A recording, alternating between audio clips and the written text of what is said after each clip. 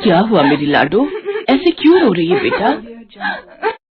ये दुनिया बहुत बुरी है माँ, सब लोग बहुत बुरे हैं माँ, बहुत बुरे। अरे पर हुआ क्या, ये तो बता मुझे। माँ अब तक तो सिर्फ मेरे क्लासमेट्स ही मेरे काले रंग का मजाक उड़ाते थे, लेकिन आज तो हद हो गई माँ। हमारी इंग्लिश वाली टीचर क्लास में कविता पढ़ा रही थी और फिर पूरी क्लास के सामने उन्होंने मेरी ऐसी बेइज्जती की कि सब मुझ पर हंसने लगे। मुझसे वहां नहीं रुका गया माँ, मैं तुरंत क्लास से बाहर आ गई और मैंने सोच लिया मैं कल से कॉलेज नहीं जाऊंगी, नहीं जाऊंगी। अरे पर मैडम ने ऐसा क्या कह दिया तुझे, जरा बता तो सही। माँ उन्होंने पोयम पढ़ाते हुए कहा, there was so dark as कविता इज। ओहो, मुझे हिंदी में बताना क्या बोली वो। मतलब उन्होंने कहा कि वहां इतना अंधेरा था जो बहुत काला था, बिल्कुल कविता की तरह। ओहो, तू दिल छोटा मत कर बेटा, कल मैं तेरे साथ चलूंगी और जाकर कॉलेज के प्रिंसिपल से शिकायत करूंगी उनकी। रहने दो माँ, अब मुझे कॉलेज जाना ही नहीं है। अरे ये भी कोई बात हुई, किसी और की गलती के खातिर तू अपना भविष्य क्यों खराब करेगी। अब अच्छा ठीक है, ऐसा कर तू मुझे अपने प्रिंसिपल सर का नंबर दे, मैं अभी उनसे फोन पर बात करती हूँ। अब रहने दो माँ, मैं कल खुद जाकर उनसे बात कर लूंगी। ये हुई ना बात मेरी बहादुर बेटी। चल अब जल्दी से मुंह हाथ धो ले, मैं खाना लगाती हूँ। मुंह धोने से क्या हो जाएगा माँ, रहूंगी तो मैं काली कलूटी ही ना। अब आप तो बस खाना लगा दो, बहुत तेज भूख लगी है। पगली कहीं की, चल आजा जल्दी से। ये कहानी है कविता की, जिसका रंग रूप बहुत ही काला था। बचपन से ही अपने काले रंग की वजह से उसे हर जगह शर्मिंदा होना पड़ता था और उसकी बाकी खूबियां कोई देख ही नहीं पाता था। अपने भविष्य को लेकर कविता के कई सपने थे, लेकिन अपने काले रंग की वजह से कहीं न कहीं अब वो खुद पर से विश्वास खोती जा रही थी। अच्छा सुन, वो मंगला बहन जी आई थी। आई तो वो तुझसे मिलने थी, पर उस वक्त तू कॉलेज में थी। अच्छा, तो सतीश जी भी आए थे क्या? नहीं, मंगला बहन जी अकेली ही आई थी।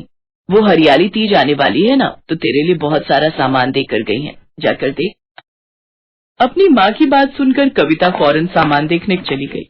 यहाँ जिस मंगला के बारे में बात हो रही है, दरअसल वो कभी विमला की पड़ोसन हुआ करती थी। दोनों में बिल्कुल बहनों जैसा प्यार था और दोनों ने अपने बच्चों का रिश्ता उनके बचपन में ही तय कर दिया था। अब बस इंतजार था तो कविता और सतीश की शादी का। अरे कविता, कहाँ जा रही है, नाश्ता तो कर ले। अब नहीं माँ, वो आज मुझे भूख नहीं है। सब पता है मुझे, आज हरियाली तीज है तो तूने सतीश के लिए व्रत रखा है ना? बोल। नहीं माँ, ऐसी तो कोई बात नहीं है। अच्छा मैं कॉलेज जा रही हूँ, मुझे पहले ही देर हो गई है। इतना कहकर कविता शर्माते हुए अपने कॉलेज के लिए निकल गई। वो बहुत खुश थी क्योंकि उसने बड़े मन से हरियाली तीज का व्रत रखा था और शाम को वो बहुत अच्छे से तैयार होकर अपनी माँ के साथ तीज की पूजा करने वाली थी। लेकिन फिर उसके कॉलेज पहुंचते ही अब रुको, कैसी हो कविता? अरे सतीश जी, आप यहाँ? वो मैं तुमसे ही मिलने आया था, मुझे तुमसे कुछ बात करनी थी। जी तो कहिए ना। देखो कविता, मैं जानता हूँ कि तुम बहुत अच्छी लड़की हो, लेकिन फिर भी मैं तुमसे शादी नहीं कर सकता।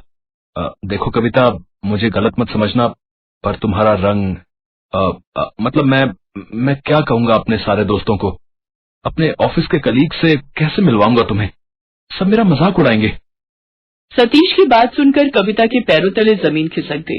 दरअसल बचपन की बात और थी, लेकिन जैसे जैसे वक्त गुजरा तो कविता का रंग गहराता चला गया। इस बात से मंगला को तो कोई फर्क नहीं पड़ा, लेकिन उनका बेटा सतीश कविता से बचने लगा। हालांकि वो अपनी माँ का बहुत सम्मान करता था, लेकिन इस सम्मान की खातिर भी वो कविता से शादी नहीं कर सकता था। उसने एक बार भी कविता के दिल का हाल जानने की कोशिश तक नहीं की और उसे सब कुछ साफ साफ कह दिया। उसका एक एक शब्द कविता पर पहाड़ बनकर टूट पड़ा था। तो फिर परेशानी कहाँ है सतीश जी? आप मंगला आंटी को साफ साफ बोल दीजिए सब कुछ, फिर बात वहीं खत्म हो जाएगी। मैं ये पहले ही करके देख चुका हूँ, इस मसले पर माँ से कई बार बहस हो चुकी है मेरी, लेकिन वो तो बस तुम्हें अपनी ही बहू मानकर बैठी है। देखो वो मेरी तो सुनती नहीं, तो बस इसीलिए मैं तुमसे मदद मांगने आया हूँ। अगर तुम इस रिश्ते को ना कह दो तो सब ठीक हो जाएगा। सब ठीक हो जाएगा तो ठीक है। आप जैसा कहेंगे मैं कर दूंगी, मतलब कह दूंगी। कविता आंखों में आंसू लिए वहां से चली गई और फिर सीधे सतीश के घर पहुंची। वहां जाकर उसने देखा कि सतीश का घर बहुत ही अच्छे से सजा हुआ था। मंगला ने हरी साड़ी पहन रखी थी और उसके हाथों पर मेहंदी लगी हुई थी।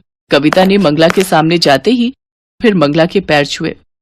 अरे वाह कविता, अच्छा किया जो यहीं आ गई। अब हम साथ में तीज की पूजा करेंगे। लेकिन बेटा, तुमने वो कपड़े क्यों नहीं पहने जो मैंने तुम्हारे लिए भेजे थे? अब पसंद नहीं आई क्या बेटा? और तुमने व्रत तो रखा है ना? मंगला के सवालों का कविता के पास कोई जवाब नहीं था, लेकिन फिर उसने बड़ी हिम्मत करके मंगला से कहा, आंटी जी, वो मैं आपसे ये कहना चाहती थी कि मैं सतीश जी से शादी नहीं कर सकती। क्या? पर ऐसा क्यों? क्या सतीश तुम्हें पसंद नहीं है? जी दरअसल मैं। कविता की लड़खड़ाती जुबान देखकर मंगला सब समझ गई। तुम्हें कुछ कहने की जरूरत नहीं। मैं अपने बेटे को अच्छे से जानती हूं, लेकिन मैं भी उसकी मां हूं। देखो कविता, मैं जानती हूं तुम्हें सतीश बचपन से पसंद है और मेरा यकीन करो वो भी तुम्हें पसंद करता है, बस अपने दोस्तों की संगत में जरा भटक गया है। लेकिन आंटी, हम सतीश जी के साथ जबरदस्ती नहीं कर सकते। उनकी शादी उनकी मर्जी से ही होनी चाहिए। पर बेटी, नहीं आंटी, अब आप जिद छोड़ दीजिए। मेरे रंग की तरह मेरी किस्मत भी काली है और भगवान के लिए आप मेरी काली किस्मत अपने बेटे के साथ मत जोड़िए। कविता की आंखों में आंसू थे। मंगला को उस पर बहुत प्यार भी आ रहा था और दया भी, लेकिन इस बार वो कविता की बात नहीं टाल सकी। और फिर जब कविता वहां से जाने लगी तो उन्होंने उसे रोकते हुए कहा, रुको कविता, मैं तुम्हें घर छुड़वा देती हूँ। नहीं आंटी, मैं चली जाऊंगी। ऐसे कैसे? भले ही सास ना बन पाऊं तुम्हारी, पर आंटी तो हमेशा रहूंगी ना। अच्छा चलो, मैं ही साथ चलती हूँ तुम्हारे। कविता बस चुपचाप चले जा रही थी। मंगला के मन में भी हजारों उलझने थी। तभी सुनसान सड़क का फायदा उठाकर दो लुटेरों ने उनका रास्ता रोक लिया। अरे वाह आंटी, है बूढ़ी घोड़ी लाल लगाम, इतना सारा सोना पहनकर हमारे लिए ही आ रही थी क्या? देख तो पार्टनर, आज तो तिजोरी खुद चलकर आई है हमारे पास, है वे? ओए भाग जा यहाँ से, वरना मार मार कर भुर्ता बना दूंगी तेरा। अरे बाप रे, हैं? आंटी की हिम्मत तो देखो। ओए, छीन ले इस बुढ़िया से सारे गहने और मैं उठाता हूँ इसकी बेटी को। पहला लुटेरा मंगला के गहनों की तरफ लपका तो दूसरा कविता की तरफ। ये देखकर मंगला को गुस्सा आ गया। मंगला उन गुंडों के खतरनाक इरादे जान गई थी, इसीलिए वो जाकर लुटेरे से भिड़ गई। उधर कविता ने भी दूसरे लुटेरे को पीटना शुरू कर दिया। लुटेरे जब कमजोर पड़ने लगे तो उनमें से एक ने धारदार चाकू निकाल लिया और उससे मंगला को मारने की कोशिश की, लेकिन तभी बीच में कविता आ गई और वो चाकू उसके पेट में घुस गया। लहूलुहान कविता जमीन पर गिर पड़ी और ये देखकर दोनों लुटेरे वहां से भाग गए। अगले दिन जब कविता की आंखें खुली तो वो अस्पताल में थी। आंटी, आप ठीक तो है ना? अरे पगली, मुझे क्या होगा, पर तूने मेरे लिए अपनी जान खतरे में क्यों डाली? आप ही ने तो कहा था ना कि सास ना सही, पर आप मेरी प्यारी आंटी तो हमेशा रहोगी। तो आप ही बताइए, मैं भला आपको कुछ कैसे होने देती? कविता की बात सुनकर मंगला की आंखों में आंसू आ गए। तभी सतीश वहां आया। उसके हाथ में मिठाई का डिब्बा था, जिसे कविता की ओर बढ़ाते हुए उसने कहा, अच्छा हुआ जो तुम्हें होश आ गया। लो कविता, ये मिठाई खाओ। अब नहीं, अभी नहीं, पर मिठाई किस खुशी में सतीश जी? अब मैं शादी कर रहा हूं कविता, अगले महीने का मुहूर्त है, और हाँ, तुम्हें जरूर आना है शादी में। इतना कहकर सतीश ने अपनी शादी का कार्ड कविता की तरफ बढ़ा दिया, जिसके ऊपर लिखा था सतीश वेड्स कविता, जिसे पढ़ने के बाद कविता ने आंसू भरी आंखों से सतीश को देखा। वो क्या है ना कि तुम्हारे बिना शादी हो नहीं पाएगी, इसलिए तुम्हारा आना बहुत जरूरी है, वो भी दुल्हन बनकर। कविता अब जाकर सतीश की आंखों में वो प्यार देख पा रही थी जिसकी उसे हमेशा से तलाश थी। कविता बहुत खुश थी, लेकिन उससे भी ज्यादा खुश मंगला थी। बस बातें ही करता रहेगा या मेरी बहू का व्रत भी खुलवाएगा।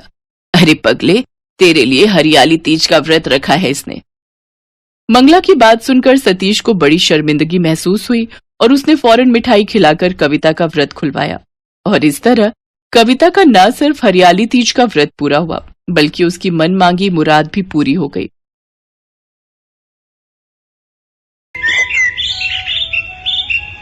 करवा चौथ आने वाला था। बाजार पूरी तरह से सजे हुए थे।